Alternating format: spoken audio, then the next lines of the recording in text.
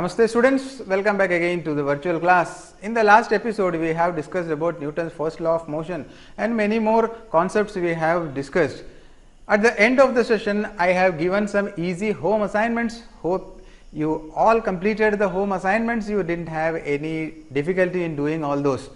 With that hope we will start today's session. Before starting this we will have a small recap so that you will understand the remaining portion easily. We have seen about force, and in force we have discussed about the balanced force and unbalanced force. When equal amount of force is applied on either side of an object, in the last case we have taken an example of box. When we apply equal amount of force on both the sides, then the force is said to be balanced force. In case of unbalanced force, we have seen unequal amount of force applied on different sides. As a result of this unbalanced force caused the object to move. So from the last episode we have learned that it is unbalanced force which makes an object move, or the main cause of motion of an object is the presence of unbalanced force. In the last episode we have also seen the experiment conducted by Galileo.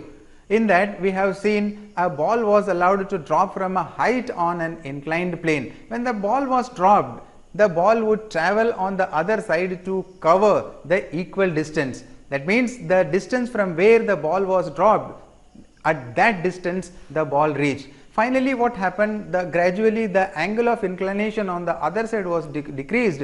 Finally what happened, the ball traveled continuously on the other side. From the Galileo's experiment we learned that whenever an object is in motion, if no external force is acted on it or zero unbalanced force is acting on the object, then the motion will be continuous. But in actual practice it is impossible to reduce the unbalanced force to zero, or we cannot have zero unbalanced force. Based on this, Newton observed this experiment and he deduced three important laws of motion.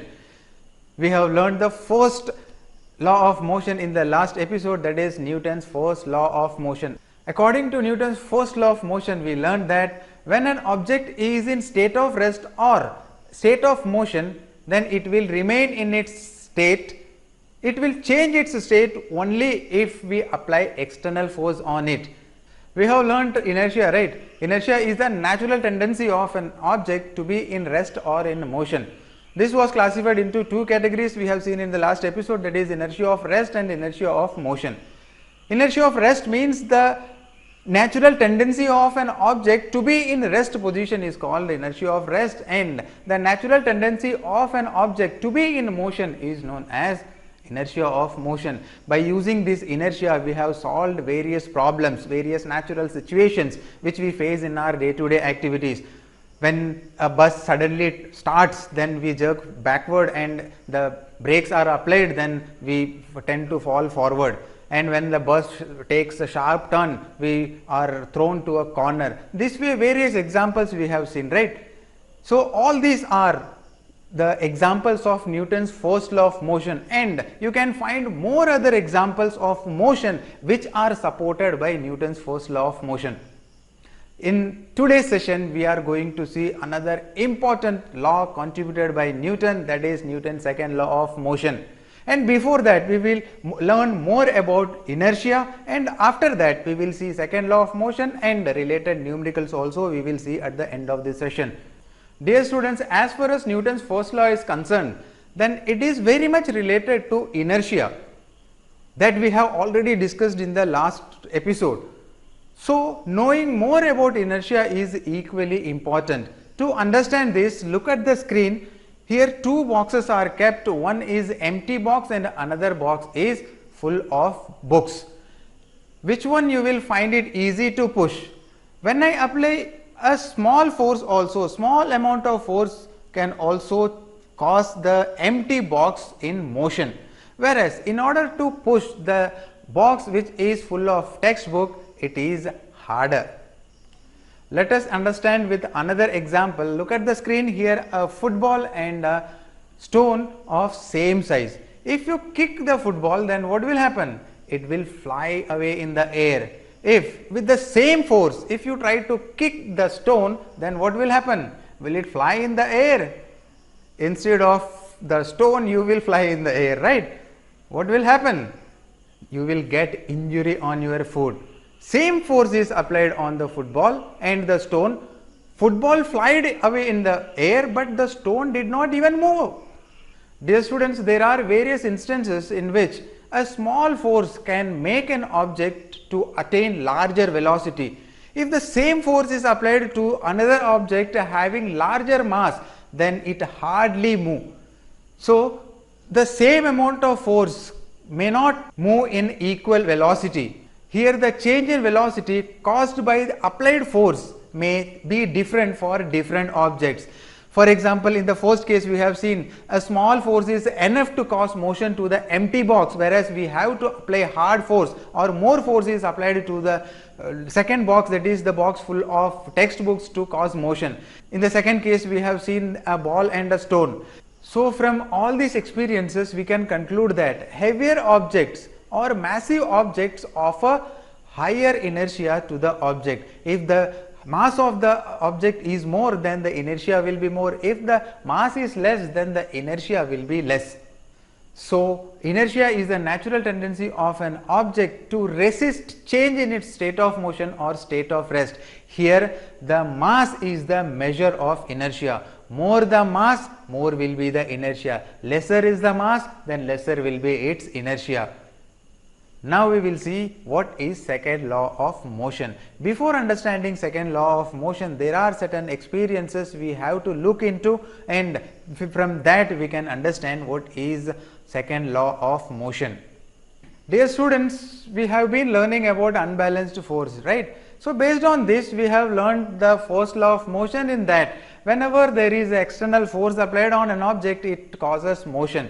When there is a motion, we can see change in velocity. This change in velocity is acceleration.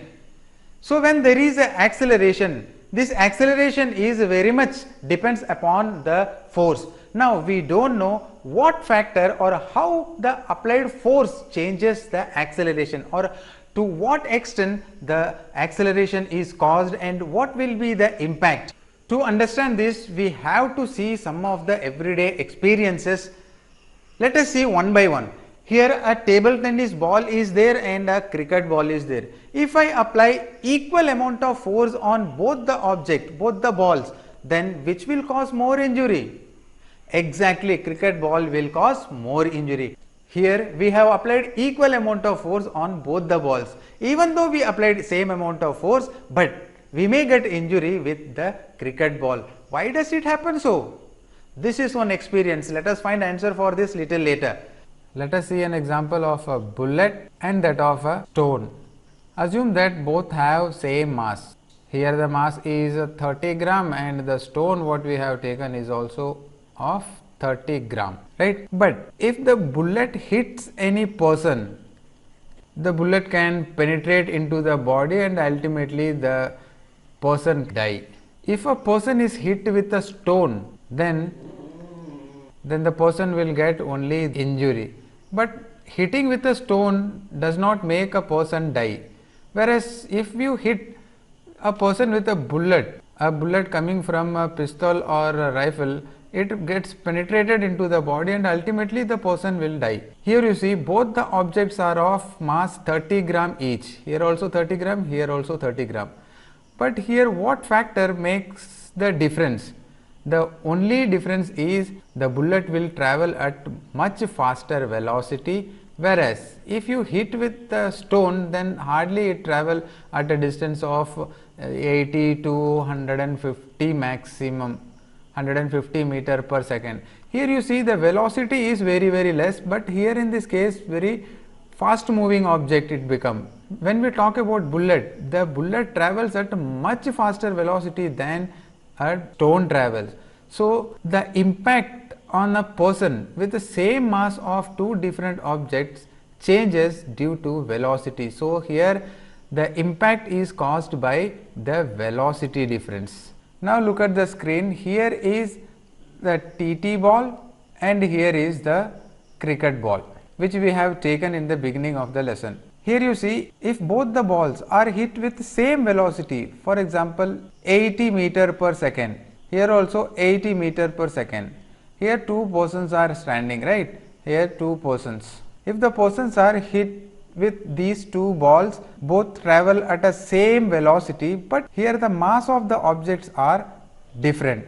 Say for example, here the mass of TT ball will have hardly 5 to 10 gram, whereas here you will see 80 to 100 gram of mass you will find in cricket ball, right? If these balls are hit on a person, then TT ball will hardly cause any impact on this person, right? But cricket ball causes injury. From this we can say that here, though the speed is different, but due to the difference in mass, the impact changes. So from these two experiences we can find two important parameters on which the impact of force depends. One is velocity and another one is mass. So from all this explanation, it is clear that the impact caused by the object is very well depends upon two important factors, two important quantity. They are velocity and mass. So one such property which binds both mass and velocity is called momentum, which was introduced by Newton. Here P is equal to m into v. P is the momentum, m is mass and v is velocity. So here momentum is the product of mass and velocity. Here the unit of the SI unit of momentum is kg meter per second. We know that the unit of mass is kg and unit of velocity is meter per second. So by multiplying these two terms we will get kg meter per second. By using these, he introduced the second law of motion. According to second law of motion state that the rate of change of momentum is directly proportional to the applied unbalanced force. Now we will see the mathematical calculation of second law of motion. Let us suppose an object of mass m is moving along a straight line with the initial velocity. So mass of the object is m with the initial velocity. We know that the symbol of initial velocity is u, right? And also we assume that the initial velocity is uniformly accelerated to the final velocity, which is equal to v. So here we can write final velocity, and this change in velocity takes place at time t. So time is equal to t. At time t, a constant force is applied on the object of mass m. So here force, the symbol of force is F, right? By using all these quantities, how mathematical expression for second law of motion could be arrived, about that we will see. Here force is applied on the object of mass during its motion, that is from initial velocity to final velocity, right? So when the force is applied on the initial velocity, then it will have initial momentum. When it is applied on final velocity, then it will have final momentum, right? So here momentum, just before we have learned that momentum is represented by the symbol P, and which is the product of mass and velocity, right?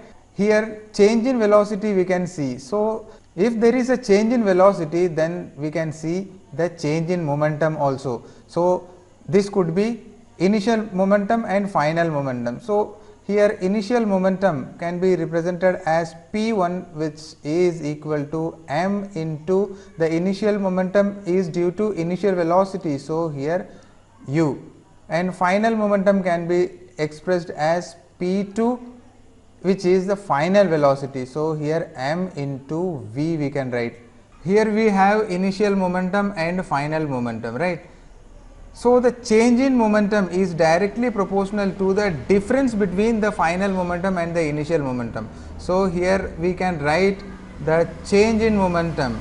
Here the change in momentum is directly proportional to the difference between the final momentum and the initial momentum. So here we can write P2 minus P1.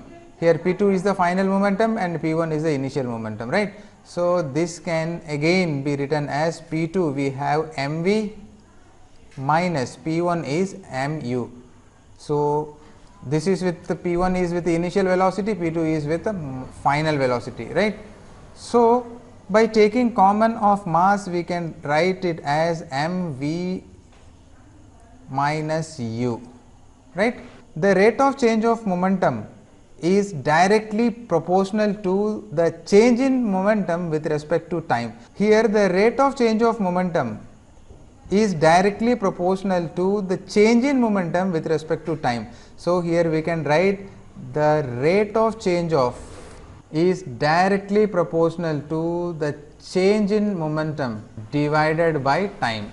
So, this can further solved as, see here, the rate of change of momentum is directly proportional to change in momentum. We have already found out, that is m into v minus u divided by time, and here the rate of change of momentum is the applied force on an object of having mass m. So, here rate of change of momentum can be written as force. It is the applied force which is directly proportional to m into v minus u by t, right. Here the proportionality can be replaced by a proportionality constant, that is f is equal to k into m into v minus u divided by t. Here k is the proportionality constant. We know that acceleration is change in velocity divided by time, right. So, a is equal to v minus u by t. Here we find in the above expression v minus u by t. So, the above equation can be written as f is equal to k m a. So, this equation is for second law of motion. Here the proportionality constant k has to be looked into. Further solving this, we will see how it can be solved. Here the SI unit of force is equal to kg meter per second square. Here the unit of force is so chosen that the value of the constant k becomes 1. How it can be done? For this, one unit of force can be defined as, here 1 unit of force can be defined as k into 1 kg multiplied by 1 meter per second square. Now, 1 unit of force is equal to k into this. When the unit of force is 1, then k is equal to 1. So, the above equation can be expressed as f is equal to m a. This is the right equation for second law of motion. Here the unit of force will be kg meter per second square, and this kg meter per second square is also expressed in terms of Newton. So, here 1 Newton is the force applied on an object of mass 1 kg which accelerates to 1 meter per second square. This way we can understand. Hope you understood the mathematical expression of second law of motion. By using this expression, we will try to do some numerical problems. Let us do one by one. Let us solve the first numerical problem. A constant force acts on an object of mass 5 kg for a duration of 2 seconds. It increases the object's velocity from 3 meter per second to 7 meter per second. Find the magnitude of the applied force. We have to find the applied force, magnitude of applied force. Now, if the force was applied for a duration of 5 seconds, then what would be its final velocity? That is, here we have to find. The question is in 2 parts. Unless you complete the first part, then you cannot find the final velocity. Let us see how it could be done. Firstly, we have to write the quantities which are given in the question. So, according to the question, the mass of the object is 5 kg, right? So, here we write mass is equal to 5 kg. Then time is given as 2 seconds. So, here we write t is equal to 2 seconds. Then by applying force, the object changes its velocity from 3 meter per second to 7 meter per second. Here the initial velocity will become 3 meter per second and final velocity will be 7 meter per second. Now, what we need to find here in the first case, so this we will take as first case. We have to find force, right? According to second law of motion, we know that applied force is equal to the product of mass into acceleration. Here we have to expand the formula of acceleration. So, we know that acceleration is equal to v minus u divided by t. So, by using this formula we can find the value of force. Mass is given, time is given, final velocity, initial velocity, all the quantities are given. Just we have to substitute these quantities in the formula, then we will get the answer, right. Let us see how it could be. F is equal to mass is 5 kg into v, final velocity is 7 meter per second. Here I am not writing any units, at the end we will use the unit. 7 minus initial velocity is 3 meter per second, right. This one divided by time is given as 2 seconds. By substituting this, what will we get? 5 into 7 minus 3 is 4 divided by 2. So, 2 gets cancelled, we will get 5 2s are 10 kg meter per second, or we can write it as 10 Newton. So, this is the force applied. When this force is applied to the object of 5 kg mass for 2 seconds, then it will be accelerated, or change in velocity will be affected from 3 meter per second to 7 meter per second. Here first part we have completed. We have to find the second case. In the second part of the question, it was asked to find the final velocity. In the second part, we have to find the value of final velocity when the time is 5 seconds. In the earlier case, the applied force was for just 2 seconds, but here time was extended, that is 5 seconds. So, rest all quantities remain same. At that case, initial velocity also remains same. What will be the final velocity, that we have to find, right. So, by using the same formula we can do F is equal to m v minus u divided by 2. Here we have to find final velocity. So, we can rearrange this equation. While by rearranging this equation, what will we get? This can be expanded as F is equal to mv minus mu divided by t, right. On further rearranging, we will get mv is equal to, when mu goes this side, then we will get plus mu. So, ft plus mu, and finally v is equal to ft plus mu divided by m. So, this is the required expression by which we can solve. So, here v is equal to, what is f? F we have found out in the earlier case 10 Newton. So, we write 10 into time is 5 seconds, then plus mu, mass is here 5 kg, right. So, we will write 5 into initial velocity already given, that is 3, divided by mass is given as 5 kg, right. So, further solving this, v is equal to 10 into 5 is 50 plus 5 3s are 15 divided by 5. So, we will get 50 plus 15 is 65 divided by 5. So, on substituting we will get 13 meter per second will be the final velocity. So, by using the expression of second law of motion, we can solve such type of questions easily. Let us see the second question. A motor car is moving with a velocity of 108 km per hour, and it takes 4 seconds to stop after the brakes are applied. Calculate the force exerted. Here we need to find force. Calculate the force exerted by the brakes on the motor car if its mass along with the passengers is 1000 kg. Here the question is, a motor car is moving with a velocity of 108 km per hour. When brakes are applied, then the bus along with the passenger comes to rest in 4 seconds. We write the quantities that are given in the question. A motor car is moving with a velocity of 108. So, this will be our initial velocity, right. So, u is equal to 108 km per hour. Okay. And the time taken to stop is 4. So, here we write t is equal to 4 seconds. After 4 seconds, the motor car stops, which means the final velocity would be 0. So, here we write v is equal to 0. What else is given in the question? Here the mass of the bus along with the passenger is given. So we write here mass is equal to 1000 kg. So what we need to find? Here we have to find the force.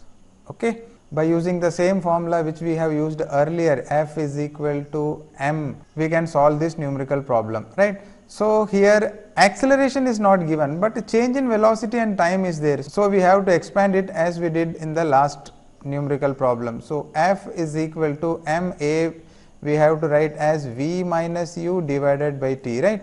Now you see time is expressed in second, right? So the velocity must be converted into meter per second. So while doing numerical problems in motion, I have told you how to convert kilometer per hour to meter per second in a simple step, right? The same step can be used. You see here 108 is the multiple of 18. By making use of that simple step, we can convert it into meter per second. So how can we do? Here 108 into 5 by 18 meter per second it would be. So 1 18s are 18, here 6 18s are 108. So 6 5s are 30. So initial velocity will become 30 meter per second. So 0 here we can write 0 meter per second. Like this we can write. So substitute the values in the formula.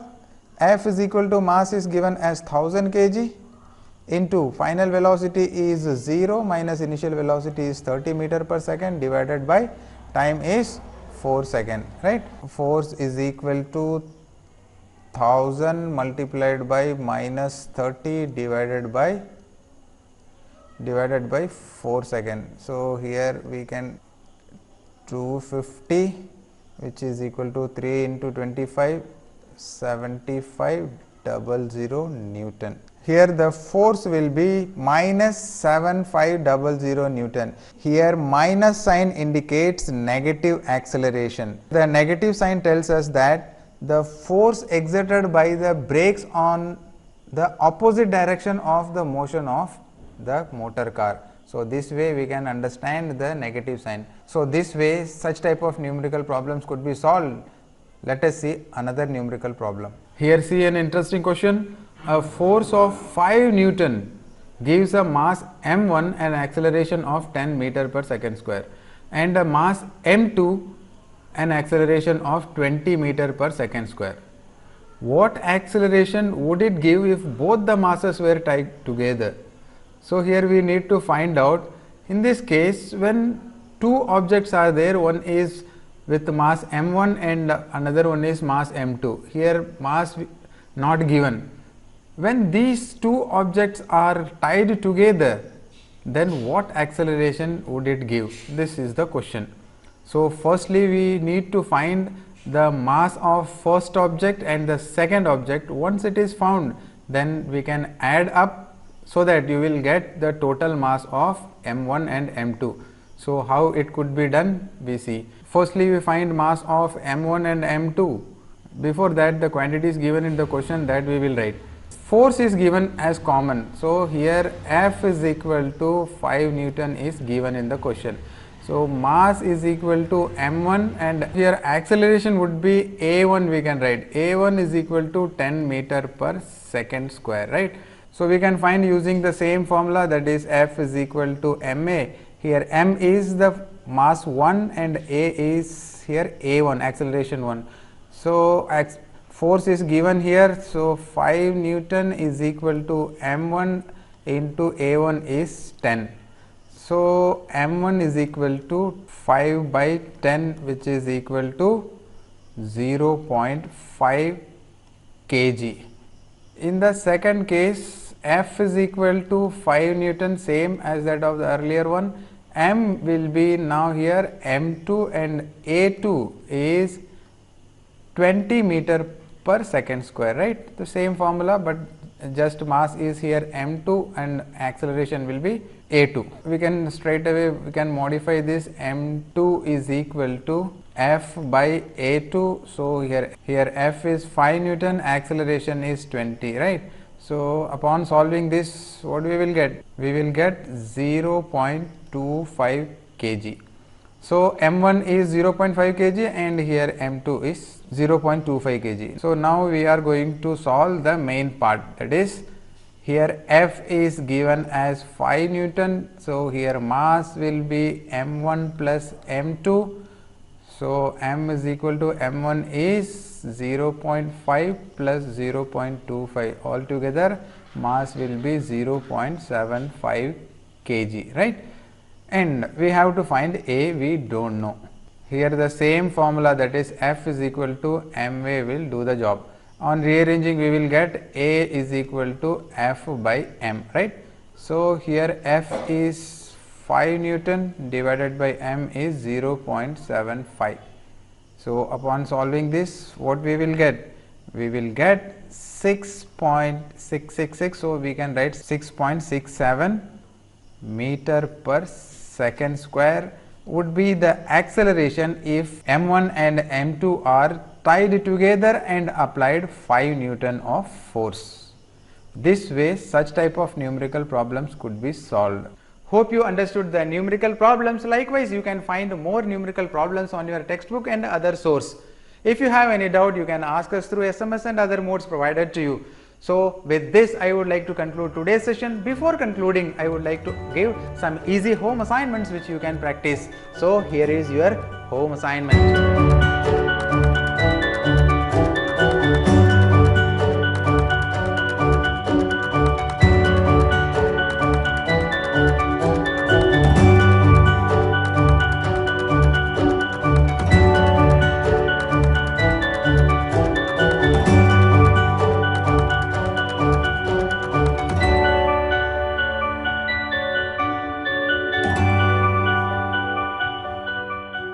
I hope you will do all these home assignments easily. With this, I would like to conclude. See you all on another episode with the third law of motion and related numericals.